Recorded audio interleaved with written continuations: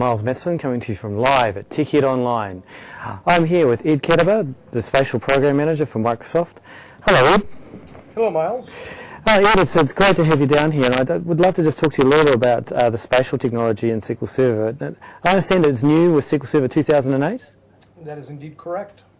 And I'd like to hear a little bit about what that technology is doing, what it means, and how are you seeing geospatial and the spatial capabilities in SQL going forward? Well, this is a great story, and one of the things I think that's a bit interesting is that SQL Server Spatial was the last of, let's just say SQL Server was the last relational database to acquire spatial capabilities, and so. It's been pretty exciting here. I came from IBM, where I had done something quite similar, and find it very gratifying, quite satisfying with the implementation that we've done. We believe it's a new benchmark.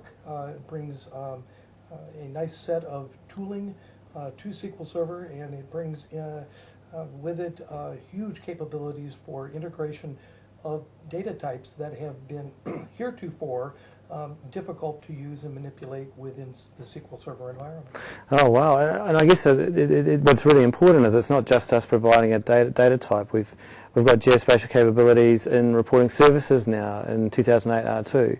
Have you had much to do with that particular part of the platform with surfacing geospatial? Indeed, in fact, the same core componentry that we surface in SQL Server Management Studio for visualization of spatial is the same tooling componentry that is used in reporting services. And it's actually quite gratifying to see this promulgated throughout the product, and we will see more of this as time goes on. Yeah, absolutely. Now, you were telling me the other day that we're actually providing a lot of firsts with geospatial capabilities, and we wondering if you could just talk a little bit about your sessions that you've done at TechEd this year, and particularly around how we are the first with geospatial in the Azure platform. Well, indeed. So, as I mentioned, we were last with relational. We are now first with the cloud. So SQL Server Azure hosts the full set of spatial data types, methods, and indices that we have in our data center platform, SQL Server 2008.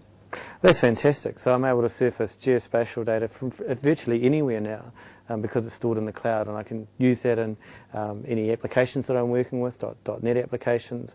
I can use reporting services can use Azure as a data source now. So your geospatial data is truly global. You can access it anywhere.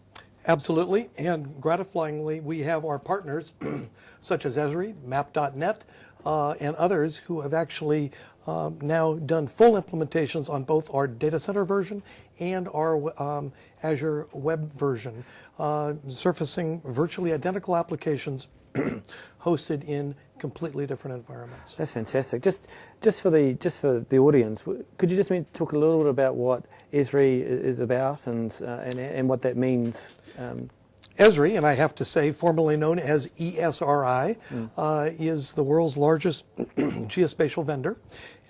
They provide a comprehensive set of geospatial tooling, and in fact, they are a full-blown geographic information system and complement very nicely what we do in terms of providing background platforms and frameworks. And so ESRI is primarily based on Microsoft's programming model and has been highly successful in terms of widespread penetration of spatial in the marketplace. Oh, that's fantastic. And it's great to see the large vendors adopting our geospatial technology. Is there anything that you're keeping under your hat for geospatial going forward? Absolutely not. And in fact, I want to take off my hat to the SQL Azure team for helping us get spatial in such a beautiful implementation. Again, hats off to SQL Server spatial and SQL Azure. Thank you so much, Ed, for your time. I really appreciate it. Great sport. Thank you, I know your sessions have been well rated. If you've missed any of Ed's sessions, they're available on TechEd online. Please go and look them up. It's very, very exciting stuff. And I know that you can enhance your applications with geospatial and provide a different dimension to your data than you've ever been able to do before. Miles Matheson signing out for TechEd Online with Ed Katibah.